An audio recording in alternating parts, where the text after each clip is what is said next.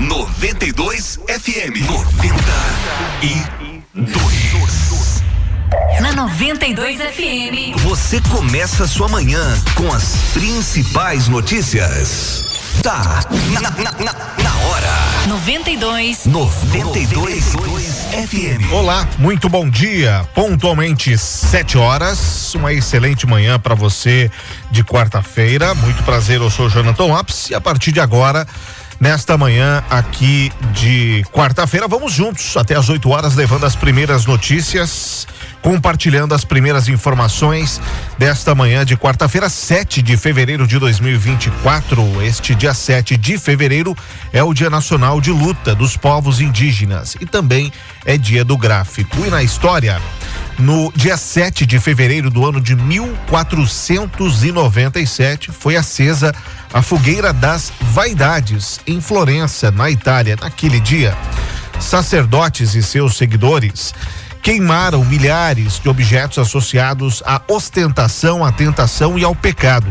Obras de arte, livros, cosméticos, vestidos, espelhos, instrumentos musicais e muitos outros artefatos foram destruídos. A queima foi vista como um ato religioso com o objetivo de limpar a alma e rejeitar prazeres mundanos. A fogueira foi acesa no dia das festividades da Terça-feira Gorda, celebração carnavalesca que ocorre no dia anterior à Quarta-feira de Cinzas. Muitos tesouros culturais importantes foram incinerados naquele dia, incluindo cópias de livros considerados imorais, como obras de Boccaccio e manuscritos de canções seculares.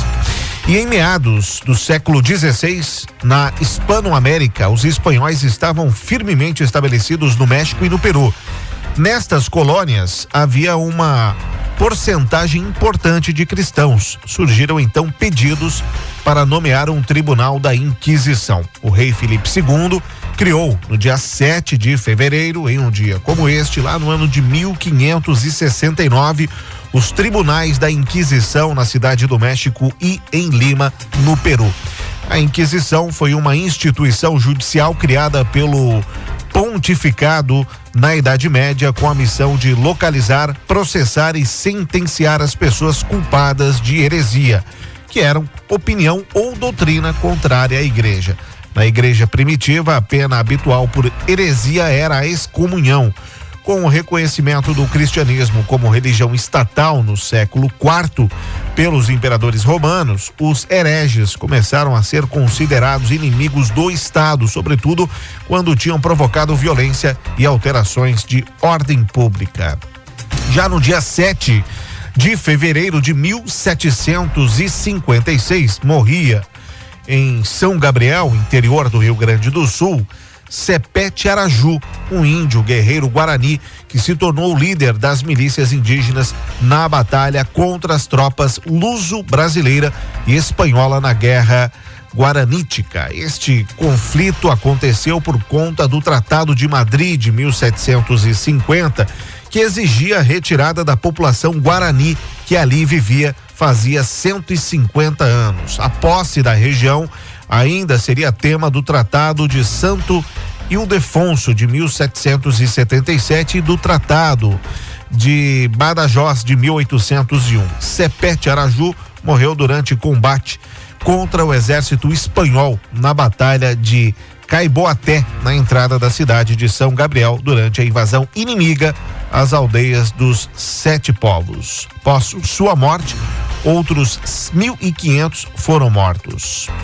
Já no dia 7 de fevereiro de 1901, nascia a cantora de samba Clementina de Jesus. E em 7 de fevereiro de 1964, a Beatlemania tomava conta dos Estados Unidos. Uma multidão de fãs se acotovelavam no aeroporto JFK para saudar os famosos garotos de Liverpool. Era a primeira vez que os 4 integrantes dos Beatles pisavam em solo norte-americano como uma banda. Outras milhares de tietes em Nova York esperavam Joe, Paul, George e Ringo nas proximidades do Plaza Hotel, também no dia 7 de fevereiro de 1964, no dia que é considerado um dos momentos mais importantes da banda e, por consequência, da história do rock mundial.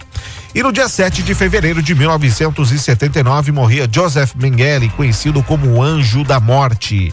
O médico alemão Joseph Mengele morria aos 67 anos no dia 7 de fevereiro de 1974. Ele que morreu no Brasil, né? Veio para cá após aí a Segunda Guerra Mundial, fugido, né? Aí da Alemanha. Ele que morreu em Bertioga, no interior de São Paulo, ganhou este infame apelido por causa de sua atuação no campo de extermínio em Auschwitz, na Polônia, durante a Segunda Guerra Mundial. Ele iniciou os trabalhos no local aos 32 anos, mais exatamente no dia 24 de maio de 1943. Já em 7 de fevereiro de 1992 surgiu o termo União Europeia. O tratado aí que formalmente o Tratado da União Europeia foi assinado em um dia como hoje, no ano de 1992, por membros da Comunidade Europeia, aí assinado na Holanda. O tratado foi um marco significativo no processo de unificação da União Europeia, surgindo então esse termo União Europeia. E assim a gente vai destacando, né, este dia 7 de fevereiro, pelo seu dia histórico que representa aí para nós este dia 7 de fevereiro. Bom, neste momento em Criciúma, a temperatura vai registrando 24 graus, né? Então a gente vai acompanhando aqui sempre para você, dando os detalhes da previsão do tempo, né? Neste momento, parcialmente, pouco nublado, né? O tempo em Criciúma nesta manhã de quarta-feira. Para você que vai se deslocando para a nossa capital, Florianópolis predominantemente nublado e temperatura também vai registrando 24 graus. Joinville com tempo nublado também vai registrando 24 graus. Curitiba, neste momento, predominantemente nublado, temperatura registrando 19 graus. E Porto Alegre, capital dos gaúchos, pouco nublado e a temperatura vai registrando 23 graus. E esta quarta-feira, predomínio de sol no início do dia em todas as regiões. Entre a tarde e a noite, a elevação das temperaturas e a disponibilidade de umidade no ar, somada a instabilidades atmosféricas, favorece o desenvolvimento de pancadas de chuva e de temporais isolados pelo estado, acompanhados de raios, rajadas de vento, eventual queda de granizo e de chuva pontualmente intensa em curto período de tempo, com risco baixo a moderado para ocorrências meteorológicas. O vento apresenta fraca intensidade, variando de nordeste a noroeste, do grande oeste aos planaltos e de leste no litoral e em áreas próximas. As temperaturas mínimas vão oscilando agora neste amanhecer entre 19 e 24 graus no oeste, extremo oeste e no litoral, e marcam entre 16 e 20 graus nas demais áreas. As máximas hoje vão variar entre 35 e 37 graus no oeste e extremo oeste, 32, 34 graus no Vale do Itajaí e no litoral norte, e de 28 a 32 graus nas demais áreas, como é o nosso caso aqui no sul do estado, com exceção dos pontos mais altos aí da serra. Mar pouco agitado aqui no litoral sul e calmo entre Florianópolis e o litoral, com ondas de sudeste entre meio metro a 1,5 metro.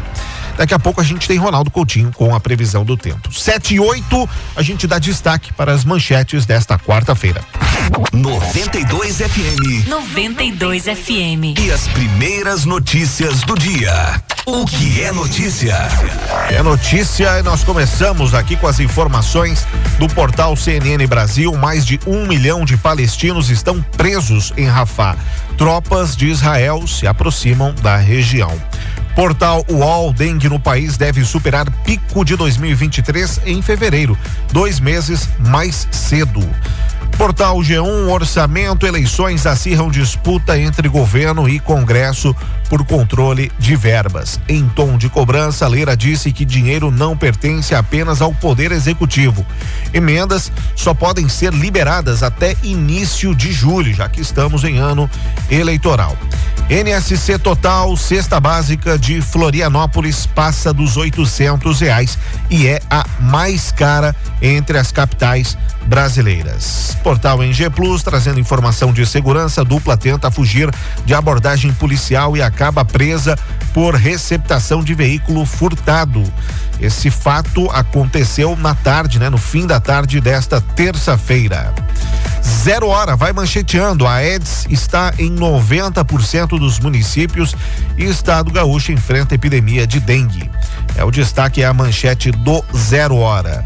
Jornal O Globo vai destacando, vai mancheteando o acordo de leniência. PGR, a Procuradoria-Geral da República, recorre da decisão de Toffoli de suspender multa da JF. Caso da Operação Greenfield deve ser julgado por turma de perfil anti-Lava Jato no Supremo. Estadão. PGR contesta a suspensão por Toffoli de multa bilionária JF. Procurador sustenta não haver provas de coação à empresa. Folha de São Paulo, incentivo a setor de eventos é alvo de suspeita da Receita. Custo de benefício fiscal explodiu em 2023 e pode chegar a 30 bilhões de reais. São as manchetes desta manhã de quarta-feira.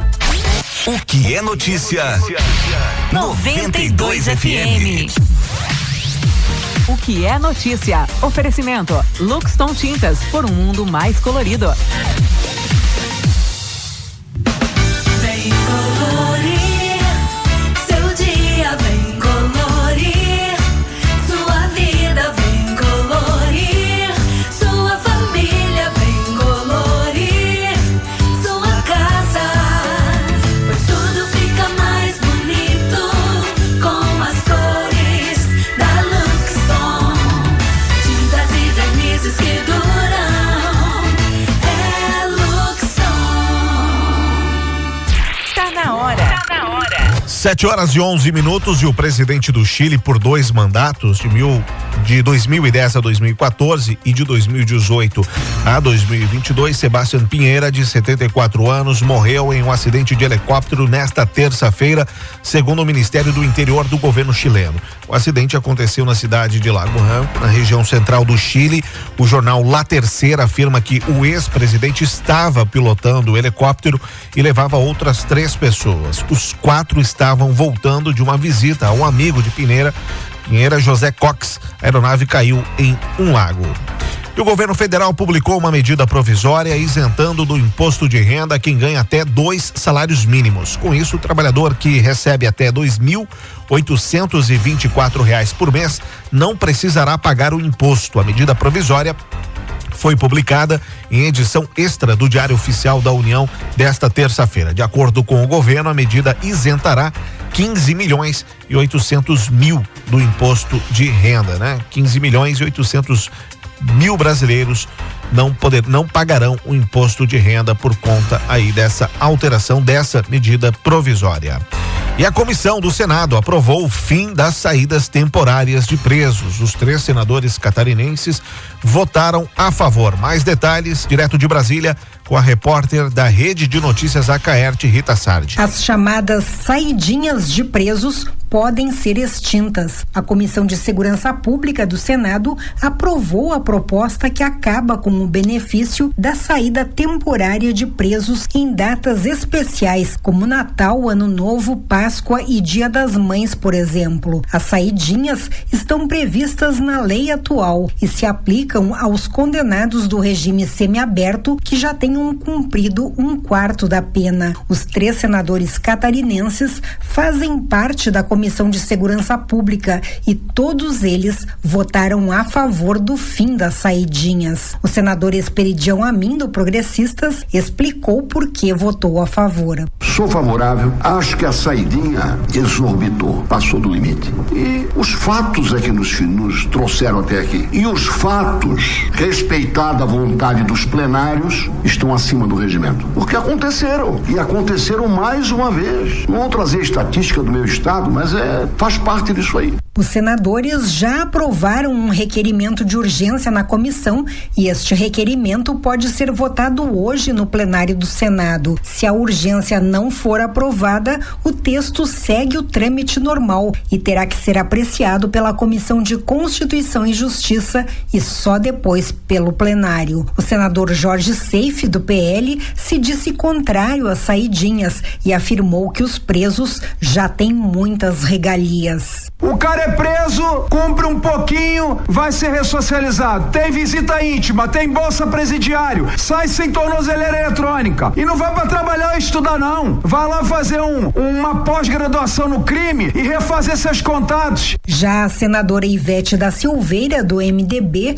afirmou que votou a favor pelo bem de Santa Catarina. Votei a favor, reafirmando meu compromisso com o povo catarinense. O aumento da criminalidade durante esses períodos justifica o endereçamento na lei. Meu compromisso contínuo no Senado é garantir a segurança e bem-estar de Santa Catarina. Essa matéria já havia sido aprovada pelo Senado e pela Câmara dos Deputados em 2022, mas sofreu modificações na Câmara e teve que voltar para apreciação dos senadores. Bom, ainda com as informações da Rita Sardi, direto de Brasília, os encontros regionais vão fazer parte da agenda do Fórum Parlamentar Catarinense em 2024. Infraestrutura será foco do novo coordenador Valdir Cobalcini. O deputado federal Valdir Cobalcini, do MDB, tomou posse nesta terça-feira como o novo coordenador do Fórum Parlamentar Catarinense. Ele apresentou um plano de trabalho onde defende que a sociedade seja ouvida pelos parlamentares em todas as regiões do estado. Primeiro, nós queremos apresentar uma agenda para este ano que prevê também encontros regionais com a presença dos parlamentares, deputados federais e dos senadores, para que a gente possa permitir que todas as regiões tenham acesso ao fórum, não apenas aos deputados de cada uma das regiões, mas ao fórum,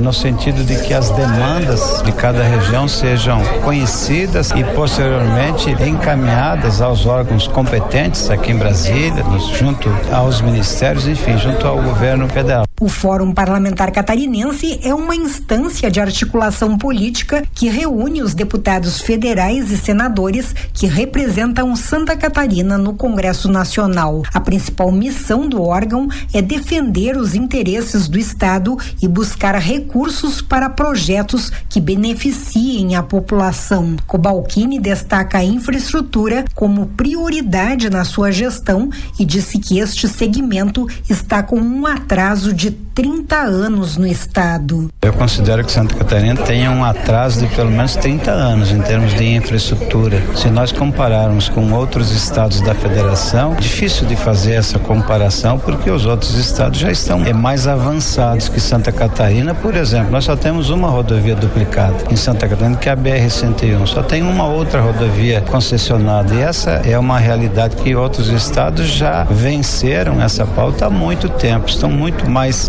à frente de Santa Catarina e com isso nós perdemos competitividade. Cobalcini afirmou que Santa Catarina sofre ameaça de perder empresas que vão em busca de estados que tenham infraestrutura melhor. O deputado catarinense disse ainda que agropecuária e pesca, defesa civil, saúde, mobilidade urbana, educação, habitação e desenvolvimento do turismo também farão parte dos debates do fórum. 7h18 e a Assembleia Legislativa de Santa Catarina, a ALESC, deu a largada às sessões de 2024 na tarde desta terça-feira. A primeira reunião dos deputados estaduais teve a presença do governador Jorginho Melo, que faz a leitura tradicional, mensagem do início de ano para a abertura dos trabalhos legislativos no novo ano. Em seu discurso, nenhum discurso aí de 25 minutos, o governador Jorginho Melo reafirmou a parceria entre o governo do estado e a Assembleia Legislativa de Santa Catarina em favor da sociedade catarinense. Em entrevista coletiva ao lado do presidente da ALESC, o deputado Mauro de Nadal, ele agradeceu mais uma vez o apoio dos parlamentares que viabilizaram a aprovação de temas sensíveis e fundamentais para o bom andamento da administração. A nossa relação aqui com o parlamento, com o presidente Mauro, será feito pela Casa Civil, pela parte técnica e também pelo governador. Então, não terá nenhum tipo de dificuldade. O relacionamento, o respeito, a consideração, a valorização dos deputados, né? E com relação ao tratamento da Casa Civil com o parlamento, vai ser perfeito. Vai ser melhor porque em muitas ações, em muitos projetos, o próprio governador chama o presidente da Assembleia, os líderes da Assembleia, todos os deputados, como a gente fez no ano passado, e eu vou intensificar muito mais esse ano. O ano de 2023 foi um ano difícil, um ano que eu recebi o governo com déficit de 3 bilhões de reais, aproximadamente.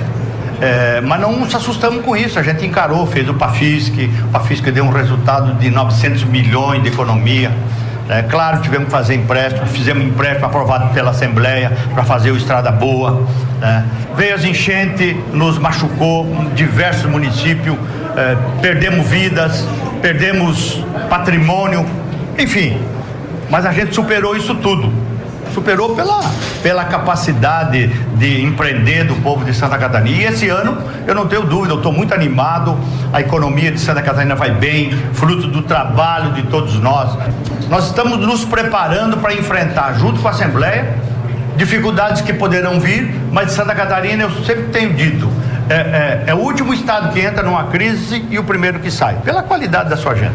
O presidente Mauro de Nadal lembrou que todos os políticos eleitos deveriam estar a serviço do eleitor e do povo que representa. Segundo ele, este pensamento não foi, o que norteou a relação da Assembleia com o governo no ano passado e deve permanecer também este ano. O perdão de 210 milhões dos hospitais. Esse aí é o governador, Jorginho Melo, falando a respeito aí do perdão de uma dívida de mais de 200 milhões de reais de hospitais filantrópicos, e a gente ouve a fala aqui do governador a respeito desse assunto. O perdão de 210 milhões dos hospitais filantrópicos de Santa Catarina, que o outro governo, quando fez a contratação, fez um contrato que não foi cumprido partes, e hoje um ano um pouquinho diferente, de não tanta água, tanta chuva, que a gente possa, no mês de agosto, que é a previsão, entregar muitas e muitas obras para o nosso povo. Santa Catarina possui 131 estradas estaduais que totalizam cerca de 6.300 quilômetros de extensão. O programa Estrada Boa visa executar melhorias em 60 rodovias que passam por 231 municípios, com investimento previsto de 2 bilhões e 165 milhões de reais. Agora 7h50, 25 graus é a temperatura, e a Casan de Laguna está reforçando o trabalho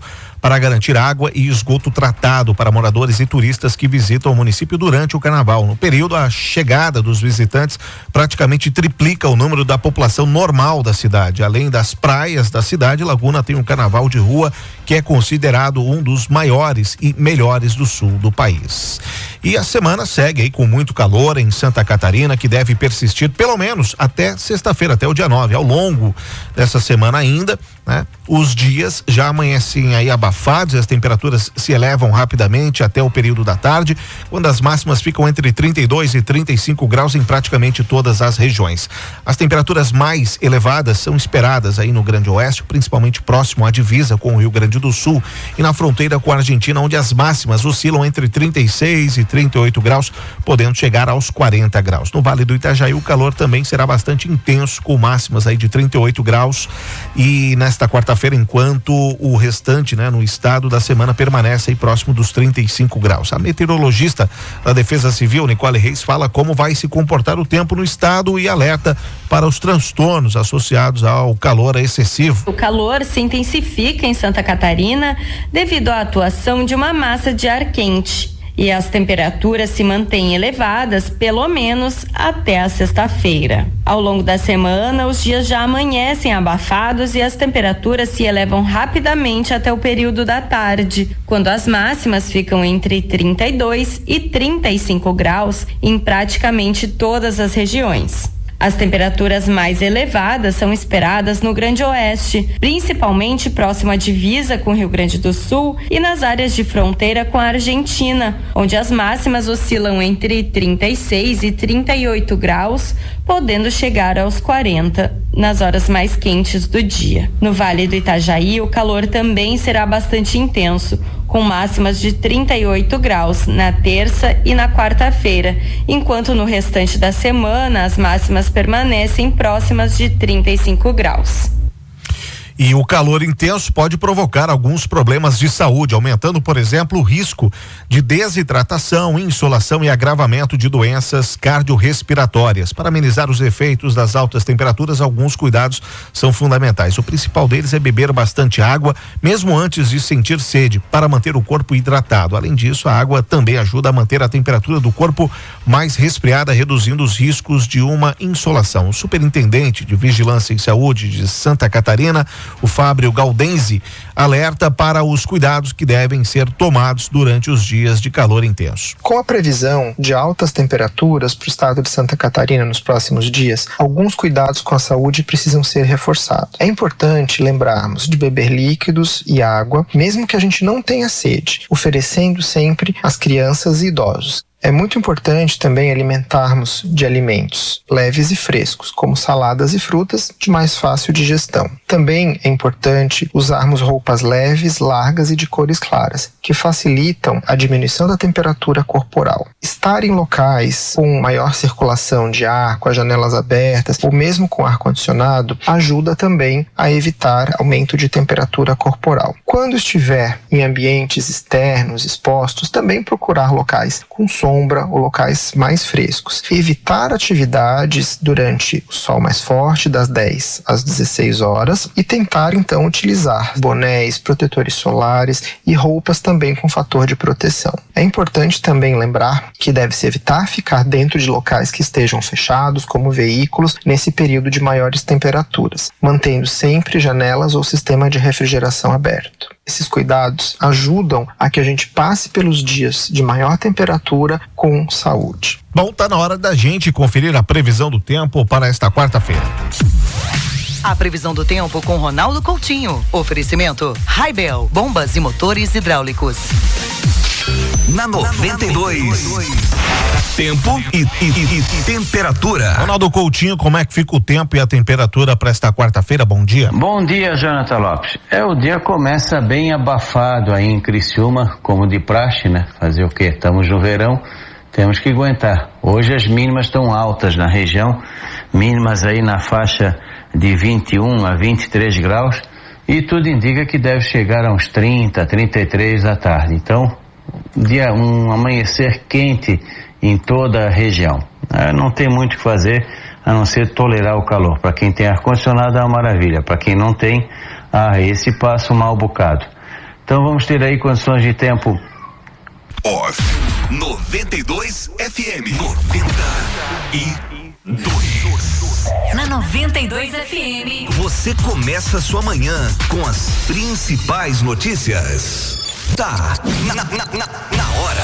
92 FM. Olá, muito bom dia, 7 horas, e estamos por aqui no ar com mais uma edição do nosso Tá na Hora, de segunda a sexta, entre 7 e 8 da manhã. Muito prazer, eu sou o Jonathan Lopes e vamos juntos compartilhar este momento até às 8 horas deste dia 5 de fevereiro de 2024.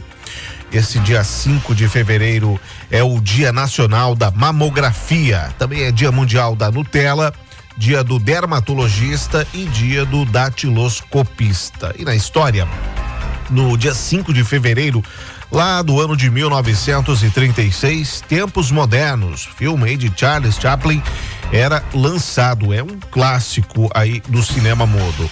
E no dia 5 de fevereiro de 1944, nascia em Ribeirão das Neves Enfield, cartunista, jornalista e escritor, criador de personagens de histórias em quadrinhos como os Fradinhos Baixinho e Comprido, a Ave Graúna, o Bode Orelhana, o Capitão Zeferino e o Baldo, o Paranoico.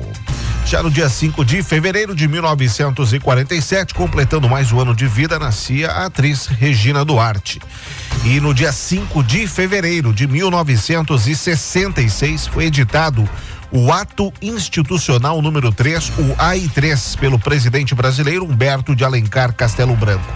Com isso, ficou definido que a eleição de governadores e seus vices seria de forma indireta, por meio do Colégio Eleitoral Estadual. Os prefeitos das capitais e das cidades de segurança nacional seriam indicados por nomeação pelos governadores com aprovação das assembleias legislativas. Também ficou estabelecido o novo calendário eleitoral com o pleito presidencial para o dia 3 de outubro e para o Congresso em 15 de novembro. O AI3 foi editado por conta de uma possível derrota que a Arena, que era o partido do governo militar, sofreria nas eleições dos governos de São Paulo, Minas Gerais e Rio de Janeiro, estados que concentram a maior parte da população brasileira. E em 5 de fevereiro de 1974, portanto há 50 anos, morreu o mestre Bimba, uma lenda da capoeira brasileira. Em 5 de fevereiro de 1990, Rafael Calderon assumia a presidência da Costa Rica. E também completando mais um ano de vida hoje, Neymar nascia no dia 5 de fevereiro de 1992, estrela aí do futebol brasileiro e do futebol mundial. E em 5 de fevereiro de 2020, Kirk Douglas, lenda do cinema mundial, morria aos 103 anos. E Christopher Plummer, emblemático ator de A Noviça Rebelde, morria aos 91 anos no dia 5 de fevereiro de 2021. E esses são os fatos históricos que nós destacamos desta segunda-feira onde o sol e variação de nuvens em todas as regiões hoje. A partir da tarde, retornam as condições para pancadas isoladas de chuva e temporais isolados, aquelas típicos de verão, devido ao calor e umidade disponível, especialmente entre o Planalto Sul, Grande Florianópolis Serrana, Alto Vale do Itajaí e Meio Oeste. O risco é baixo a pontualmente moderado para ocorrências associadas aos temporais. As temperaturas ficam semelhantes ao dia de ontem domingo, com mínimas aí acima dos 22, 24 graus no litoral, 18 a 20 graus no oeste e entre 15 e 18 graus nos Planaltos e Meio Oeste, agora pela manhã. E à tarde as máximas superam os 30 graus em grande parte do estado, chegando aos 35, 37 graus no extremo oeste e 33 graus no Vale do Itajaí. O mar continua calmo, com ondas de sudeste a leste variando para sul no litoral sul, no final do dia aí com picos de meio metro a 1 metro. Já amanhã, terça-feira, será mais um dia de muito calor em todo o estado, com temperaturas máximas superando os 30 graus em praticamente todas as regiões, com marcas próximas dos 35 e 36 graus no oeste e extremo oeste. Daqui a pouco, claro, a gente amplia com detalhes a previsão do tempo com Ronaldo Coutinho aqui dentro do nosso Tá Na Hora. Neste momento em Criciúma, a temperatura vai registrando 24 graus, né? Com tempo limpo, teremos aí muito sol nesta segunda-feira em Criciúma. Para você que se desloca neste momento para Joinville, 24 graus é a temperatura. A nossa capital neste momento vai registrando 25 graus de temperatura, pouco nublado, né? Florianópolis nesta manhã de segunda-feira. Já Curitiba, pouco nublado também, 18 graus é a temperatura. Porto Alegre, capital dos gaúchos, predominantemente nublado é o tempo agora, com temperatura registrando 24 graus. 7h05. A gente destaca agora as manchetes desta segunda-feira. 92 FM. 92 FM. E as primeiras notícias do dia. O que é notícia? Que é notícia no portal CNN Brasil. Fazenda busca avançar propostas econômicas na volta do Congresso Nacional. É o destaque deste momento, acessando o portal CNN Brasil. Você acessando agora o portal UOL, vai estar lá a manchete: via o ódio no olhar, 123 milhas sabia da crise, enganou clientes e cometeu erros. É a informação, é a manchete deste momento no portal UOL. Já portal G1, agenda política, Congresso retoma trabalhos com regulamentação da reforma tributária no radar. Deputados e senadores negociam recomposição de emendas vetadas e querem aprovar regras para uso de inteligência artificial. NSC Total, semana de carnaval terá calor escaldante que pode bater os 40 graus em Santa Catarina. Portal IG Plus trazendo as informações de segurança, tráfico de drogas. Adolescente de 14 anos e jovem de 17 anos assumem posse de drogas fracionadas. 0 Hora, na sua versão impressa, vai mancheteando: salários de 75% das categorias tiveram ganho real no Rio Grande do Sul em 2023. E jornal O Globo, desigualdades do país, salários perdem espaço na economia e caem para menos de 40% do PIB, menor nível em 19 anos. Folha de São Paulo vai mancheteando: sob pressão, Lula segura Padilha e confronta Lira. Presidente da Câmara promete travar a pauta do governo. Aliados tentam agendar encontro para acalmar os ânimos. E Estadão, PIB cresceria 0,6 ponto percentual a mais se o Brasil reduzisse crime. Estudo do FMI mostra como a economia do país é prejudicada pela violência acima da média global. São as manchetes desta manhã de segunda-feira. O que é notícia? 92 FM. O que é notícia? Oferecimento Luxton Tintas, por um mundo mais colorido. Vem colorir seu dia, vem colorir sua vida, vem colorir sua família, vem colorir sua casa, pois tudo fica mais bonito com as cores da Luxton. Tintas e vernizes que duram, é Luxton. Tá na hora. 7h08, temperatura agora é de 24 graus e a polarização vista nas eleições presidenciais de 2022 deve ter mais influência nas escolhas para as prefeituras dos pequenos e médios municípios do que das grandes cidades e capitais. A avaliação é do cientista político Márcio Coimbra, presidente do Instituto Monitor da Democracia e vice-presidente da Associação Brasileira de Relações Institucionais e Governamentais. Eu acredito que aonde a gente tem de cidades médias para menores, talvez a gente tenha uma maior polarização. E grandes centros urbanos do tamanho de São Paulo e Rio de Janeiro, isso não tenha tanta interferência. Segundo o Coimbra, nas eleições municipais de 2020, a polarização protagonizada por PT e PL não teve tanta força na disputa pelas prefeituras dos grandes centros urbanos, o que pode se repetir este ano, com exceções de alguns locais como Porto Alegre, capital do Rio Grande do Sul, e capital de Minas Gerais, e a capital, de Minas Gerais, Belo Horizonte. Há 4 anos, nenhuma das 26 capitais elegeu o prefeito de um desses 2 partidos.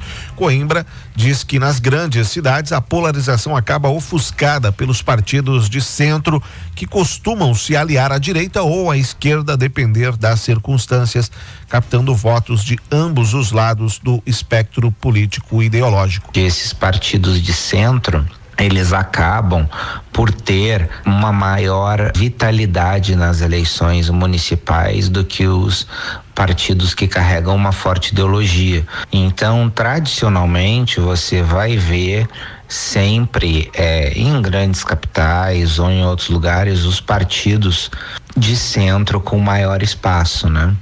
A gente vê isso com o Ricardo Nunes em São Paulo, o Eduardo Paes no Rio de Janeiro. Bom, o primeiro turno das eleições municipais está marcado para o dia 6 de outubro, quando mais de 150 milhões de brasileiros vão votar em seus candidatos para os cargos de prefeito, vice-prefeito e vereador. E entenda, faltando aí cerca de 9 meses para as eleições municipais, várias cidades já têm pré-candidatos a prefeito, mas afinal o que eles podem e não podem fazer a esta altura da disputa? Segundo o especialista em direito eleitoral Alexandre Rolo, é proibido, por exemplo, pedir votos até o dia 16 de agosto, quando de fato começa a campanha eleitoral. O pré-candidato, ele não pode, por exemplo, aparecer na televisão, no rádio, ou jornal, revista e tal, pedindo voto do eleitor, porque